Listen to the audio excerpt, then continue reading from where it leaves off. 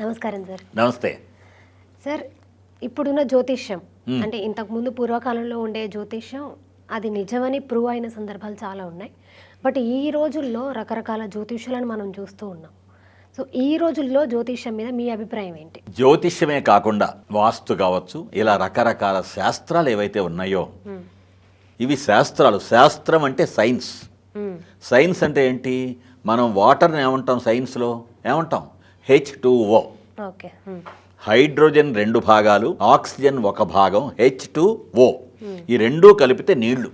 మీరు ప్రయోగశాలలో హైడ్రోజన్ 2 భాగాలు, ఆక్సిజన్ 1 భాగం గనక కలిపితే నీళ్లు పటపటపట రాలుతాయి. అది సైన్స్. సైన్స్ అంటే ఏంటి? శాస్త్రీయంగా నిరూపించబడేది సైన్స్. శాస్త్రం అదే. మీరు జ్యోతిష శాస్త్రం తీసుకోండి, నాట్య శాస్త్రం తీసుకోండి, సంగీత శాస్త్రం తీసుకోండి, వాస్తు శాస్త్రం తీసుకోండి, ఏదైనా శాస్త్రమే. మీరు ఇందాక ఏమన్నారు? ఇంతకుముందు ఆ జ్యోతిషంలో చెప్పినట్టు జరిగాయి అన్నారు. ఎందుకనంటే అది శాస్త్రం కాబట్టి. శాస్త్రం ప్రకారం ఏది చెప్పినా ఆ ప్రకారం జరిగి తీరాల్సిందే.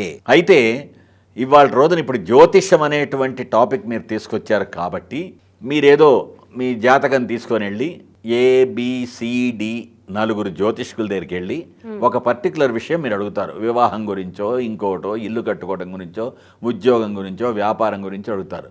A చెప్పింది ఒక రకంగా ఉంటుంది, B చెప్పింది ఒక రకంగా ఉంటుంది, C చెప్పింది ఒక రకంగా ఉంటుంది, ఇంకొక ఆయన చెప్పింది ఇంకో రకంగా ఉంటుంది. మీకు ఎప్పుడైనా అనుభవం ఉందో లేదో? ఈవెన్ 2 జాతకాలు తీసుకెళ్ళి అబ్బాయి అమ్మాయి పెళ్లి చేయాలనుకుంటున్నామని చెప్తే ఒక ఆయన వద్దంటాడు, ఒక ఆయన కావాలంటాడు. మరి ఆయన జ్యోతిష్కుడే, ఈయన జ్యోతిష్కుడే. వాస్తవంగా చూస్తే జ్యోతిషం అనేది ఒక శాస్త్రం.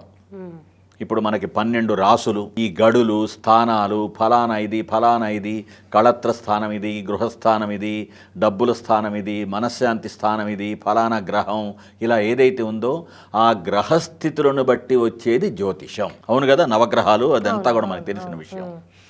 నవగ్రహాలు, 12 రాసులు, ఇవంతా కూడా. అయితే అన్ని చోట్ల ఇందాకట్లాగా H2O 2 భాగాల హైడ్రోజన్ 1 భాగం ఆక్సిజన్ కలిపితే నీళ్ళు అని చెప్పినట్టుగా ఆయన చెప్పినట్టు ఈయన, ఈయన చెప్పినట్టు ఈయన, ఈయన చెప్పినట్టు ఆయన ఎందుకు చెప్పడం లేదు అంటే కాళిదాసు కవిత్వం కొంత, మన పైత్యం కొంత అనేలాగా జ్యోతిష శాస్త్రం అయితే ఉంది. కానీ ఆ శాస్త్రాన్ని శాస్త్రంలాగా కాకుండా వీళ్ళు కాస్త మాయ చేసి, మసిపూసి, మారేడుకాయ చేసి చెప్పేటువంటి వాళ్ళు ఎక్కువ ఉన్నారు. కాబట్టి అదొక కమర్షియలైజ్ చేశారు. కాబట్టి మీరు ఇందాక అన్నారే, ఇంతకుముందు చెప్పినట్టు జరిగేయండి, ఇప్పుడు జరగటం లేదు ఏందండి? ఎందుకంటే వాళ్ళు చెప్పాల్సింది చెప్పటలేదు కాబట్టి, చెప్పకూడనిది చెప్తున్నారు కాబట్టి, అది వ్యాపారంగా వాళ్ళు పెట్టుకొని నడుపుకుంటున్నారు కాబట్టి. మీరు అనేక సార్లు అనేక చోట మనం అడ్వర్టైజ్మెంట్ చూస్తాం, ఫలాంది చెయ్యి, ఇది జరుగుతుంది అంటారు. జరిగిందా? నేను ఒకసారి ఒక జోక్ లాగా విన్నాను ఒక చోట. మీకు ఫలానా ఇది జరుగుతుంది, ఇట్లా నేను చెప్తాను, మీకు జరగబోయేది చెప్తానంటే, నేను నిజంగా నీ చేత జ్యోతిష్యం చెప్పించుకుంటానా లేదా, నేను నీకు ఫీజు ఇస్తానా లేదా, ముందు అది చెప్పు అంటాడు వచ్చినోడు.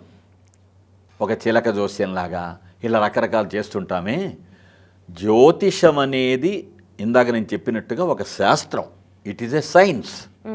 దానికి కొన్ని పద్ధతులు, కొన్ని పారామీటర్సు, కొన్ని ఫ్యాక్టర్సు ఉంటాయి. వాటిని ఏం చేస్తున్నారు? కొంత తెలుసుకొని పూర్తిగా తెలుసుకోకుండా అరకొర నాలెడ్జ్ అనేది ఏంటంటే, half knowledge is always dangerous అంటామే. ఆ రకంగా హాఫ్ నాలెడ్జ్తో దాని గురించి చేసి, దాని గురించి వీళ్ళు ప్రెడిక్షన్స్ ఇచ్చి ఇలా జరుగుతుంది వీళ్ళు ప్రెడిక్షన్స్ ఇచ్చేసి జనాన్ని ఏమన్నా మాయబుచ్చేసి, జనాన్ని ఏమన్నా తమాషాగా చేసేసి చివరికి అది జరిగేది లేదు, పెట్టేది లేదు.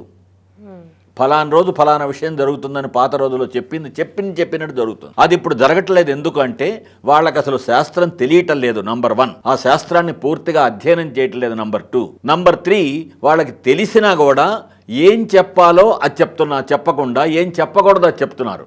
ఒక మినిస్టర్ పిలుస్తాడు జ్యోతిష్కుడిని, ఆ మినిస్టర్కి అనుకూలంగా ఆయన చెప్పాలి.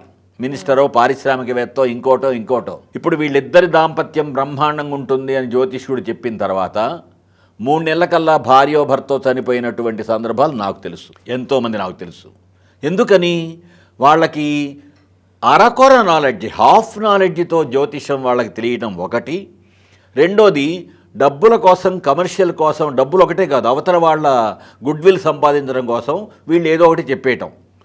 ఎన్నికలు వస్తున్నాయి, ఫలానా వాడు గెలుస్తాడు, ఇన్ని సీట్లు వస్తాయి. ఈ జ్యోతిష్యులకు ఎందుకు ఆ పని? వీళ్ళ శాస్త్రం ప్రకారం వాళ్ళకి తెలుసు వాడు ఓడిపోతాడని, అయినా వాడు ఇన్ని సీట్లు వస్తాయని చెప్పి జనాన్ని బ్రెయిన్ వాష్ చేయటానికి వాడుకుంటున్నారు. అంటే అద్భుతమైన జ్యోతిష శాస్త్రాన్ని అడ్డగోలుగా వీళ్ళు ఉపయోగించుకుంటున్నారు అని అర్థం.